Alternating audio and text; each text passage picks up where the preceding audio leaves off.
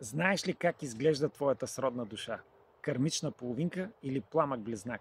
Не идеалният, онзи, който е за теб. Аз съм житейския съветник и точно като Гандалф ще ти покажа не само профила му, но дори и образа му.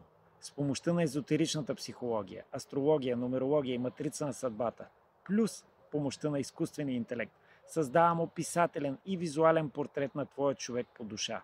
Не просто зодие, не човек с кола и стабилен доход, а душа, която ти носи радост, пространство за дишане. Ще цитирам Валдо Бернаскони, за да разбереш какво по-точно представлява сродната душа. Да бъда свободен, докато ти си свободна. Да се виждам и да те виждам. Да бъда с, не вътре в твоето аз. Ако си готова да го усетиш, напиши искам в коментарите.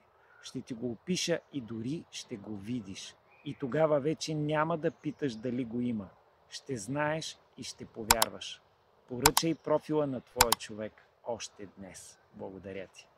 That's me, and that's three people, and I'm going to help them. Then they do it for three other people, then they do it for three more.